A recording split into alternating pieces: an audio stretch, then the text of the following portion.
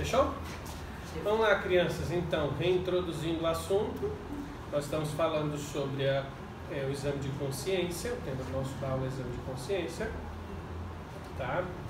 Dentro do exame de consciência, nós precisamos primeiro aprender sobre os sacramentos, para depois a gente chegar nele propriamente dito. Eu preciso explicar o porquê, para vocês entenderem. Já havia falado para o pessoal, né, que antes da gente poder chegar no próprio sacramento, a gente compreender que a vida cristã tem uma finalidade, né? Onde é que a gente tira isso da finalidade? A gente tira que todas as coisas têm um fim. O que é um fim quando eu estou dizendo? Não, elas são propostas para algo, né? A natureza tem essa lei interna em todo mundo sensível. Quando eu estou dizendo mundo sensível, estou usando objetivamente linguagem filosófica, que quer dizer todo mundo natural, né? Tudo que a gente consegue observar, inclusive o metafísico também. Se a gente for olhar, o mundo metafísico também tem uma razão de ser. Dentro dessa razão de ser, nosso fim enquanto cristãos é a santidade. Tá? O nosso fim enquanto cristãos é a busca da santidade, né? Isso a gente tira lá do Evangelho de São João, quando Jesus diz que por todos aqueles que acreditarem no Filho do Homem, Deus concederá o dom de se tornarem amigos de Deus. Tá? Isso a gente até que reduziu, porque a gente vai aí escutando, você quer batizado? Não. Esse grau de amizade com Deus aqui não é conquistado de qualquer jeito. Aqui é de Santa Teresinha do Menino Jesus para cima, de Nossa Senhora por baixo, né? Nós estamos ali para baixo, é para nós, mas na maioria do pessoal a gente não vê essa amizade com Deus, porque a amizade com Deus, a amizade íntima com Deus, Jesus prometeu que quem fosse amigo dele faria as coisas maiores do que a eles faz. Então vocês tiram por base, vocês já estão fazendo obra igual a de Jesus, dizendo para a montanha se jogar de uma da outra, aí vocês estão num grau de intimidade maior com o homem, né? Se não estamos, então nós estamos longe, né? Estamos lá ainda, Júpiter, né? Júpiter, Plutão que deixou de ser planeta, né? Nós estamos lá naquela linha. Então, e aí falando disso, eu estava falando da natureza de Adão. Adão não tinha a natureza humana como a nossa. Aí ele era naturalmente, fisicamente igual a gente, mas o intelecto do Adão era superior ao nosso. Então eu já havia falado para eles, né, antes de vocês chegarem, que o intelecto de Adão conhecia as coisas de uma ciência perfeita. Por isso que Adão deu um nome a todas as coisas, porque dar o nome significa conhecer as coisas em essência. Então, quando Adão estava dando nome às coisas, ele estava conhecendo as coisas em essência. Depois do pecado, é que Adão perde tudo isso. Tá? Depois do pecado, o que acontece? A ciência já não é mais perfeita e aí se precisa cada um precisa da ajuda de algum outro. Tá? Por exemplo, vamos supor que... vamos pegar um exemplo claro.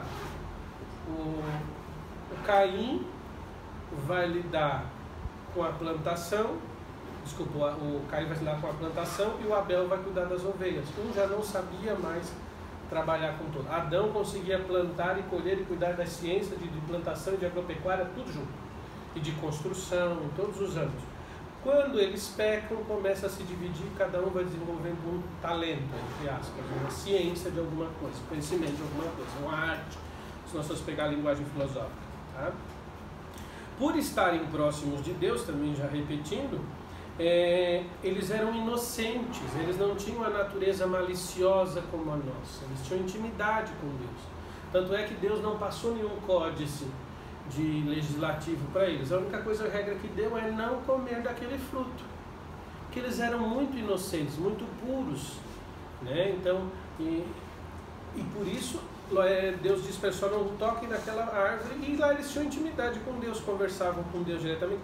Não conheciam Deus em essência, porque isso é impossível. Para conhecer Deus em essência, se transformariam automaticamente em Deus. Isso nós nem depois da ressurreição e na vida eterna vamos conhecer Deus por inteiro. Nós conheceremos Ele face a face, mas a essência de Deus nós não vamos conhecer. Tá? o ser de Deus e a essência que se misturam são a mesma coisa, né? Não que se misturam, mas são uma coisa só, tá? Deus não pediu nada para ele, só pediu para ele. Por causa do pecado, nós perdemos essa intimidade com Deus. A intimidade com Deus foi consequência do pecado. Ele encerra conosco com Deus essa inocência e nos faz aí agora, nos torna um outro problema. É procurar a Deus no mundo físico, tá? Como nós estávamos lá, no paraíso o homem não precisava e não necessitava de mais nada. Porque ele tinha Deus, tinha intimidade, tinha alegria perfeita, não havia sofrimento nem angústia. Quando o homem perde, peca, ele passa a procurar então nas coisas essa busca de Deus, né? E aí depois disso, muitos ainda não querem nem ter essa intimidade e nem estar próximos de Deus. Isso é observável, né? E aí, inclusive, ainda dizem que são pessoas boas, mas não querem e não desejam ter essa intimidade com Deus, que é onde nos dá a felicidade perfeita, tá? É onde nos dá a felicidade, o nosso intelecto passa a funcionar com mais clareza, quando nós passamos a ter essa intimidade com Deus. E onde é que a gente vê isso? No vício. Quando a pessoa não quer ter intimidade com Deus, mais viciada ela está, tá? Menos virtuosa ela é, tá? Porque o vício, ele é justamente a repetição de um comportamento que não tem um fim de bem, não tem um fim no bem, na verdade, né? O vício é um comportamento que não visa um bem maior, mas visa, entre aspas, um bem menor, que nós poderíamos aqui modificar o nome para um mal, tá? Vamos pegar um exemplo. Um vício momentâneo, Não é só a questão do prazer, mas é que tu busca naquilo a satisfação todo instante. Tu estás ali, ele vai te manifestando como um desejo de um bem maior, mas ele é um bem muito menor, porque tu te escraviza e vai buscando ele cada vez mais. E vai aumentando as doses, né? O salmista vai dizer que um abismo atrai outro abismo. O que ele está falando ali? Da vida de pecado, né? Eu lembro de um professor de filosofia que ele dizia: o sujeito que é viciado em sexo, ele começa primeiro tendo relação consigo mesmo, por causa da masturbação. Depois passa para a pornografia, da pornografia começa com a mulher, da mulher já não aguenta, já quer mais outra coisa, com outra coisa já vai com o homem já vai com o grupo, do grupo já vai terminar lá no final com o animal, e se bobear está fazendo necrofilias ou oofilia, e vai indo todo... E você observando a vida, ela em real vai fazendo tudo isso. Nas pequenas invirtudes, ou né, nos vícios que nós vamos pegando desde criança, eles vão tomando proporções maiores, e digo em todos os âmbitos, até que por fim você já não consegue, já se tornou aparentemente seu, tá? Então é esse o ponto. E aí depois disso, né, Deus, repetindo, o vício quer nos afastar de Deus, é esse o propósito do vício, ele nos afasta de Deus, tá? Mas Deus sempre quis salvar o ser humano porque criou ele para viver junto dele. Então Deus começa a preparar o homem para ser salvo. A salvação, ela não vem do nada, tá? Porque de Deus, do nada vem, né? Mesmo na criação, Deus tirou do nada, mas as coisas saíram a partir dele. Tem um ponto inicial, tem um princípio que é Deus. Do nada ele tira, mas é a palavra dele quem cria todas as coisas. Deus começa a preparar o homem para a salvação. Como é que ele começa a preparar o homem para a salvação? Primeiro enviando os profetas, tá? Os profetas, eles são aqueles homens que não é somente que prediziam o futuro, mas falavam com o próprio Deus e revelavam qual era a vontade de Deus, né? Revela a vontade de Deus. Vamos pensar, gente, assim, ó, que a gente olha o povo hebreu era a escória da humanidade. Biblicamente, o povo hebreu era a pior raça que tinha. Tá? E é esse povo que Deus vai escolher. Por quê? O pastor, os pastores de ovelhas, eles eram observados como também quem roubava, porque às vezes matava a ovelha para fazer churrasco à noite e dizia que tinha sido lobo. Então eles não eram bem vistos. Certo que esse nome pastor ainda continua na mesma linha, roubando as ovelhas, né? Não os presbíteros, mas os pastores. Mas eles eram mal vistos, e então Deus se manifesta para eles, diz que quer salvá-los, olhou para o povo, tenta salvar esse povo não se volta, vai parar no Egito, sofre a dizer chega, né? Nesse sofrimento. Por que é o pão que o diabo amassou? Né? Justamente o pão ázimo, que é o pão do sofrimento, né? Que seria a nossa hóstia.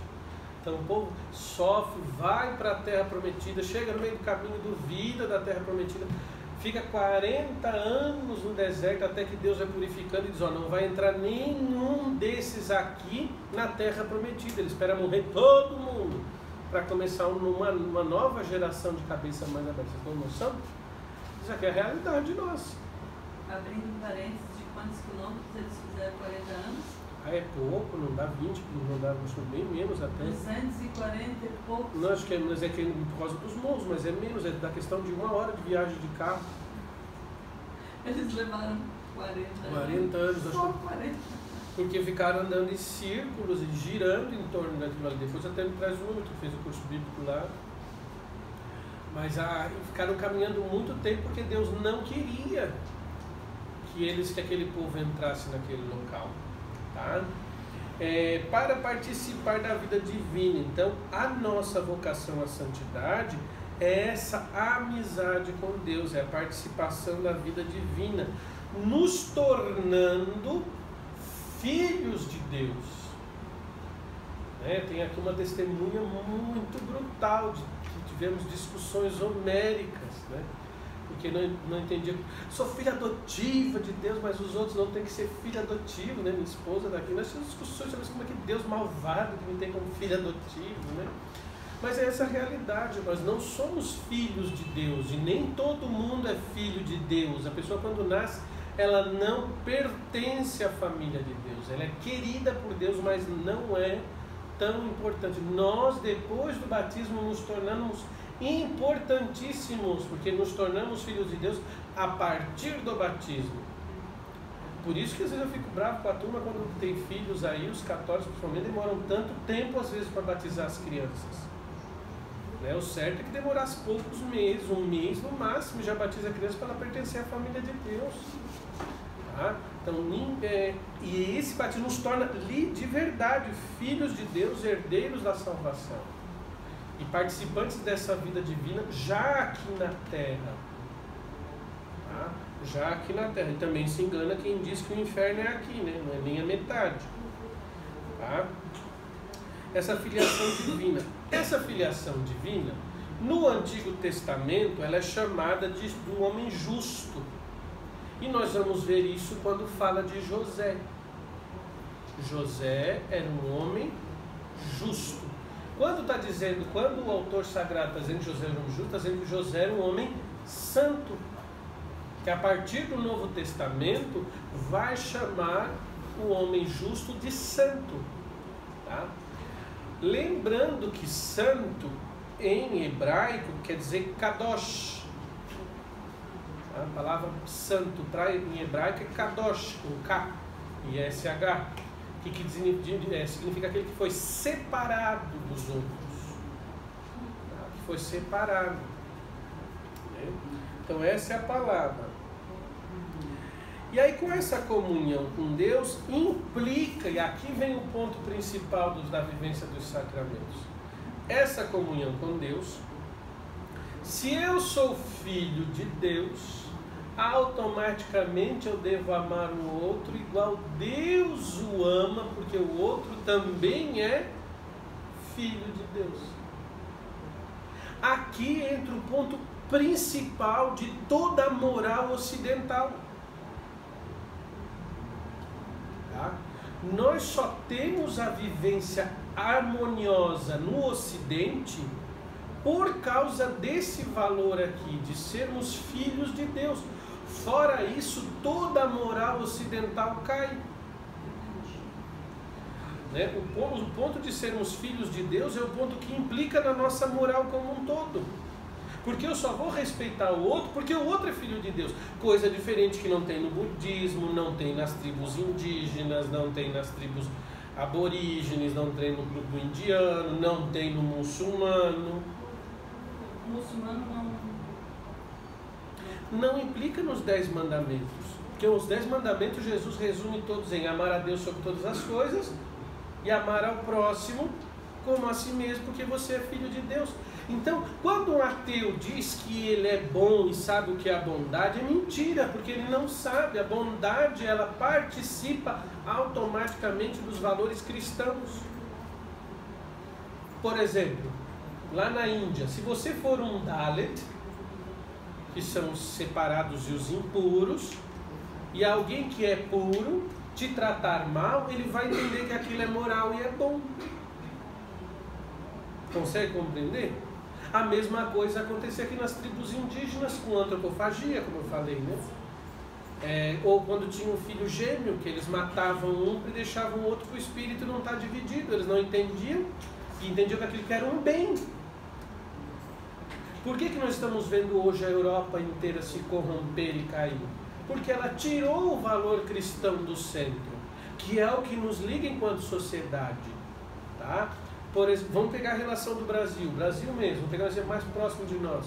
Por que hoje se precisa de tanto documento para você comprovar alguma coisa? Porque justamente se perdeu o fio da palavra, que é a honestidade para com o outro, porque eu já não sei se o outro mais não trato ele mais como filho de Deus. A mesma coisa, as separações. Em todos os âmbitos isso vai decaindo. Então, quanto mais eu me torno filho de Deus, mais a vida divina vai se manifestar em mim. Até que por fim, depois dos profetas, Deus envia quem? O próprio Filho. Os profetas anunciaram o que seria o reino de Deus, que não é um reino social. O reino de Deus não é para esse mundo. Tá? Se fosse para esse mundo, Jesus tinha dito claramente quando Pilatos pergunta, ou quando o sumo sacerdote pergunta: tu és rei? Sim, eu sou rei, e o meu reino não é deste mundo. Então, quando ensinam por aí, inclusive nas homilias, vamos fazer o reino de Deus acontecer, isso é heresia, porque a palavra de Cristo não fala isso. Em nenhuma folha da Sagrada Escritura, em nenhuma folha de nenhuma doutrina. O reino de Deus se manifesta na cidade dos homens, segundo Santo Agostinho, através dos homens que se aproximam de Deus. Consegue compreender? Não existe um plano, um projeto de reino de Deus para a terra. Existe um plano e um projeto de Deus para o homem. Através da santidade, então. O homem tem que ser santo. Ele aí sendo santo, reino acontece nele. Que manifesta aqui. Pode ser. Manifesta no sentido de sentir a pessoa. Não necessariamente, mas é que ele vai modificar. Por isso que a gente pede para o pessoal se santificar o quanto antes. Porque uma sociedade, ela só é evangelizada e salva pelos santos. Porque muitas vezes essa sociedade vai odiar tanto aquele que está cheio do reino de Deus que vai matá-lo. Isso acontece bastante na história. Consegue compreender? Então esse é o projeto. Então Jesus é enviado para isso. Tá? Para aproximar-se da comunhão com Deus, Cristo, para fazer isso, para ratificar isso, Cristo cria os 7 sacramentos, tá? Para nos ligar diretamente a essa vida divina, Cristo faz os 7 sacramentos, que são o batismo, depois nós temos a penitência, a Eucaristia, o crisma, o matrimônio, a ordem e a unção dos enfermos. Esses são os 7 sacramentos. Tá? O primeiro sacramento é o que nos liga à vida divina, o que nos faz nascer para a vida divina. o batismo é o mais importante nesse âmbito inicial, porque sem o batismo não é válido nem a primeira comunhão, nem a Eucaristia, nem a Cristo, nada. Não tem validade, porque não foi colocado em você os instrumentos sobrenaturais da salvação. Por isso que é diferente o batismo católico do batismo evangélico, o protestante. Porque no batismo protestante é simplesmente o sujeito vai lá para entrar na igreja, entre aspas, de novo. No batismo católico, quando a criança é batizada, Deus coloca nela todo um motor espiritual para que ela possa ir para o céu. Ali também já é colocado o dom da fé no batismo. Tá? No batismo nós temos isso. No sacramento da penitência nós vamos ver mais adiante, mais profundamente, mas é o sacramento que nos reverbera sempre mais a graça de Deus, depois nós vamos ver isso mais tempo. O sacramento da Eucaristia, aí é o central da vida cristã. A Eucaristia é de onde emana todos os outros sacramentos, é o sol de todos os outros sacramentos. Os outros sacramentos são como planetas que orbitam em torno deste sol que é a Eucaristia. Tá? Ele potencializa toda a graça de Deus. Tá? Por isso que para a gente chegar até ele, a gente tem que ter consciência do pecado e da confissão. Porque no sacramento da Eucaristia você tem contato direto com o divino, direto com a divindade. Se Moisés não podia nem olhar para a face de Deus, teve que ver Deus de costas, imagina quando você toca no corpo de Deus em pecado. Tá? Então, depois disso, esses sacramentos, aí vamos entender o que é sacramento. Sacramento, a palavra sacramento nós podemos dar dois significados para ela, tá? Um, significa um sinal. E dois, que está dentro dessa palavra sinal, que significa signo ou símbolo. Tá? É um sinal visível e sensível da graça de Deus. Nós podemos fazer essa analogia mais profunda. O sinal maior de todos de Deus é o próprio Deus, que é Jesus Cristo e o próprio Deus. Na terra, o maior sinal e símbolo e signo de Deus é o próprio Deus, que é quando ele se apresenta em Jesus Cristo. Depois de Jesus Cristo, o maior signo no mundo é a igreja, que é a dispensadora desses 7 sacramentos, que também são signos e símbolos da misericórdia de Deus. Tá? Deus deu poder absoluto para a igreja sobre todas as coisas. Tá? Mas a igreja não tem poder nem para tirar e nem para criar outros sacramentos. Ela tem o poder de ligar e desligar. Ela pode dizer quem vai para o céu e quem não vai para o céu.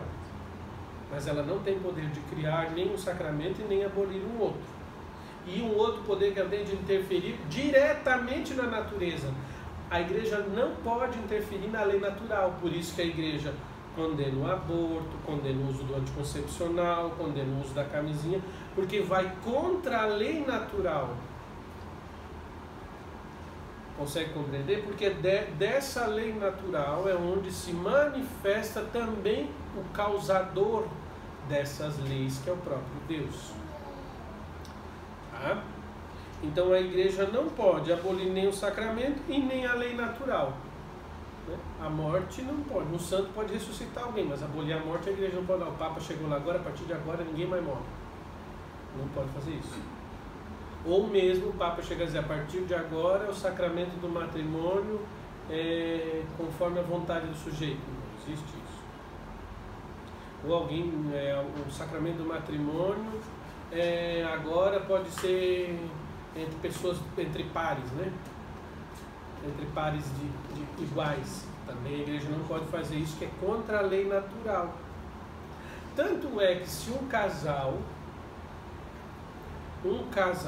dos dois é infértil e a outra pessoa não sabe, é um casamento nulo. Por exemplo, se eu e a Fran casamos, a não ser que eu não saiba também, né? Mas se eu sei e não digo para a Fran que eu sou infértil, ela descobrindo depois, o casamento é inválido. Tá? Ou mesmo que os dois sejam inférteis, ou um deles já sabe, também tem que pedir, tem que avisar para o padre que eles não podem ter filhos. Questão do sacramento inválido. Tá? Porque não cumpre a sua... Por que o pecado de não ter filho? Porque daí o casamento não cumpre a sua finalidade. Qual é a finalidade do matrimônio? É participar da natureza criadora de Deus. O casal, ele participa da natureza criadora de Deus, ele cria novos filhos, novos santos. Olha a responsabilidade. E aí nós vemos um mundo que quer transar, dizer chega, mas não quer ter o final. Né? Tá?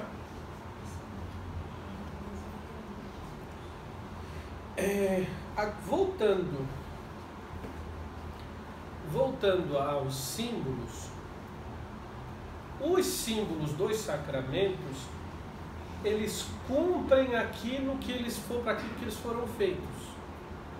Eles fazem acontecer aquilo para aqueles que eles foram feitos. Os símbolos humanos não fazem. Os símbolos humanos, eles não cumprem a sua finalidade. Por exemplo, o sacramento do batismo, ele tem a natureza de te transformar em filho de Deus. Ele faz isso acontecer quando cai a aguinha lá na tua cabeça. Tá? Desde que seja água. Tá? Se é pouco ou se é muita, não importa, mas tem que ser água. Não pode ser urina, não pode ser vinho, não pode ser cerveja, nada disso. É água. E, inclusive, sendo um ateu a te batizar, também cumpre a finalidade. Tá? Porque não é necessariamente quando está em risco, em perigo de vida, né? A criança nasceu, está em perigo, não tem ninguém lá. O pai pede para a enfermeira lá, que é ateia, botar debaixo da torneira e dizer: eu te batizo, fulano está no nome do Pai, do Filho e do Espírito Santo. Cumpriu aquilo que tem que ser feito. Aconteceu ali, ele se transformar em filho de Deus. Depois o padre só vai fazer o resto do rito. Geralmente a gente faz isso para a criança ser salva. Teve uma atriz do Harry Potter que estava possuída, morrendo, e chamaram o padre foi com conta-gotas e batizou ela na UTI, e ela voltou à vida na mesma hora, na terceira gota. Passou a respirar e ela voltou à vida. Tem isso na internet, é fácil de achar. Não lembro qual é a delas, qual é o personagem maior delas ali. Mas tem a história. Então o batismo justamente aí pode ser completado depois, né? Acho que eu já falei aqui que eu participei de um batismo em que o guri não sabia se tinha sido batizado ou não, e o padre batiza... Eu esqueci o termo canônico para isso. Não tem um nome específico, é sob intenção, alguma coisa assim. E daí, como ele não sabe, ele diz, né? Embora não sabeis se sois batizado ou não, eu repito, te batiza no nome do Pai, do Filho, do Espírito Santo. E aí faz a unção, o óleo, bota o sal na boca, tudo aquilo ali, né? Antigamente era feito um exorcismo sobre a criança antes de ser batizado, infelizmente tiraram do rito. Aí nós não ia ter tanto endemoniado como nós estamos agora na igreja, mas a linha é mais ou menos essa, né? Tá, então o Senhor no mundo não cumpre como? Por exemplo, vamos pegar um exemplo claro, né? E como eu falei a vocês, no sacramento o símbolo ele produz aquilo que ele foi feito. Se for para santificar, ele santifica através do batismo. Se é para perdoar os pecados, ele perdoa através da unção. Se é para tocar com a graça de Deus através da Eucaristia, ele toca. No mundo isso não acontece. Os símbolos do mundo, eles não produzem o que eles foram feitos, eles só simbolizam. Por exemplo, vamos pegar eu que não fiz uma faculdade, chega lá no dia da formatura, eu dou um jeito de comprar o secretário, botar meu nome num diploma lá e vou fazer a colação de grau, como médico. Aquele certificado diz que eu sou médico? Não. Ele pode até me nomear como médico, mas na hora que eu fizer um primeiro tratamento eu vou matar o sujeito. Por quê? É um coroamento apenas de 5, 6 anos de medicina que me fizeram médico. Então o certificado Ele pode só... Teve aqui o caso daquele guri que era tubaronense, foi morar em Balneário Camboriú, que andou invadindo lá no hospital, tentando passear, se passando por médico, e depois andou se matando, né? Se matou, né? Então, assim, não produz um médico diploma. Tanto é que, por exemplo, o que produz o médico ainda depois de formado são os bons anos de experiência. Porque essa rapaziada está se formando aí. Você não confia no médico novo. Se o médico não tiver um cabelinho branco, é mais confiável que a gurizada que está se formando em medicina agora. Porque é justamente essa, uma linguagem tomista e aristotélica, né? Ele está em potência de ser médico, ele ainda não se tornou médico em ato. Ele passa a ser médico em ato quando começa a clinicar. Mas vamos dizer que cada vez que ele está melhorando, ele ainda está em potência de ser médico melhor. Tá? Então o símbolo ele faz isso. Por exemplo, um outro símbolo, o beijo. O beijo simboliza o amor, mas não produz amor. Tanto é que Judas beijou nosso Senhor Jesus Cristo, ele não estava produzindo amor nenhum. Ele simboliza o amor, mas não produz o amor. Que é diferente, né? Como vamos pegar o exemplo, é diferente da Eucaristia. Quando você comunga a Eucaristia, ele produz a graça para a qual ele foi feito. Aí vamos ver como chegar lá, né? Vamos dar um intervalinho?